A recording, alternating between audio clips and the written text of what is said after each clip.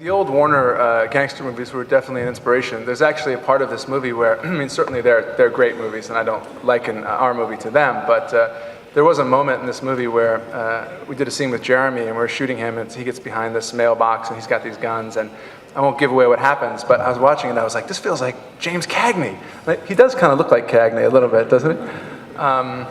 It was really exciting, and obviously that was one of the influences, one of the movies some of the movies I really looked up to, and you know, the social realism aspect of it is important to me in the sense that I don't think you can like a movie like this or believe in a movie like this if you don't have a really strong sense of place, if you don't really believe that the characters are from there, that what you're seeing is really happening. There was a movie, Gomorrah, that was an Italian movie that was a big influence on me in that sense, because it was extraordinary how, on the one hand, you felt it was real.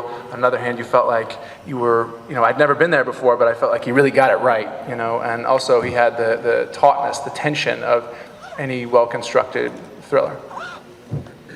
Gomorrah influenced me because of its style, execution, and just the fact it was a great movie.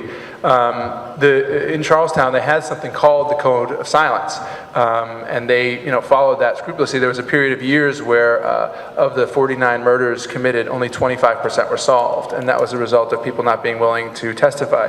When John's character uses, you know, the word omerta, he's using it, I think, in a slightly provocative way. On the one hand, he calls it an Irish omerta, which makes it feel like a sort of, to my character, like a bastardized Code of Silence, like they're actually really sort of amateurs, and the Italians are the real guys, and we're just sort of playing along. You know, he's basically poking me, I think, there, although John would really be the authority on that.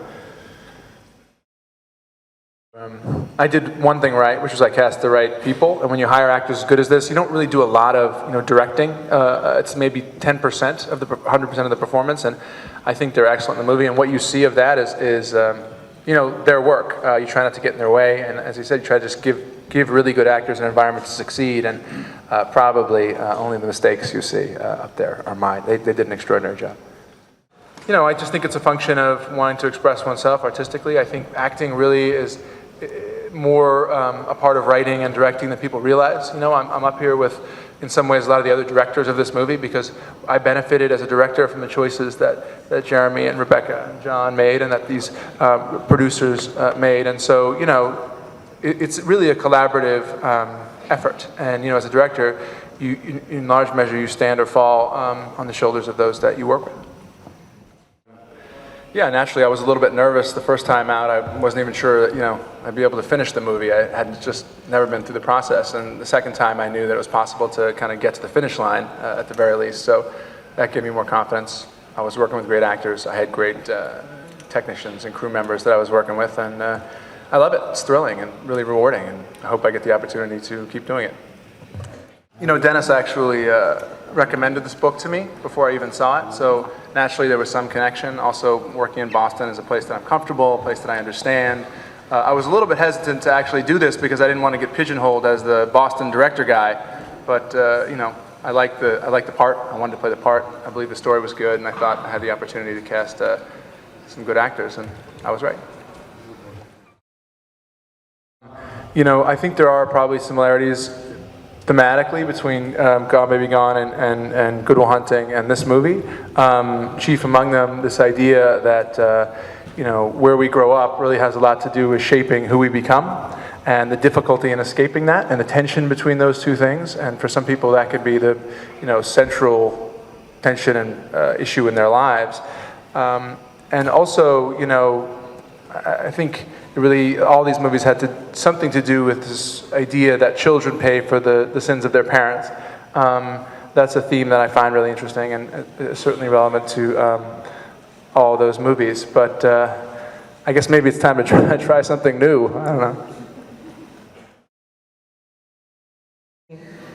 You know, I think in trying to like achieve realism, I wanted to show things sort of from the point of view that we see them in real life. And the one way that we, you know, as regular citizens are accustomed to seeing robberies and violence and this kind of thing is in the 15 frame per second black and white material that we see on YouTube or the nightly news showing somebody breaking in, boop, boop, boop, no sound, and, you know, breaking some glass or even shooting maybe. And I thought that paradoxically, seeing it in that kind of removed way might make it feel more real for audiences, who naturally aren't, don't get a first-person view on this kind of thing, and so you go, oh, I see. That's how I usually see it. That feels real, and then maybe willing to attribute more to the realism to the movie going forward.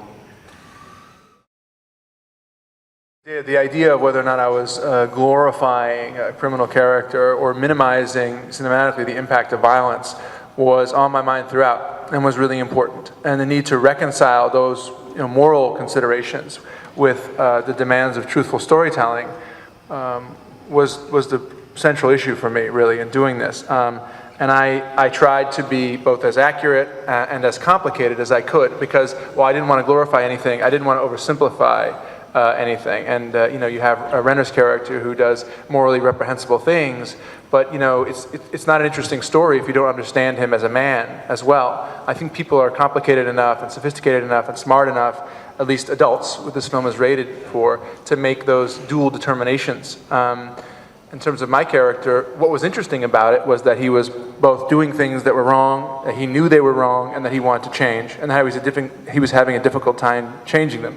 So I couldn't do that without showing him engage in behavior which was plainly wrong. By the same token, I hope to communicate to the audience a sense that, I believed, and obviously they should believe, that this was not the right way of life, because here's a guy trying to change it. And when you see acts of violence in the movie, they're not done, I don't believe, cartoonishly or without consequence.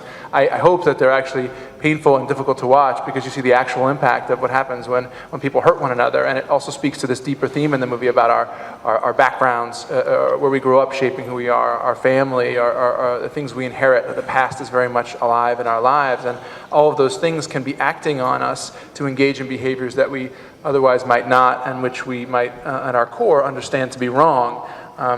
I think everybody can identify with on some level.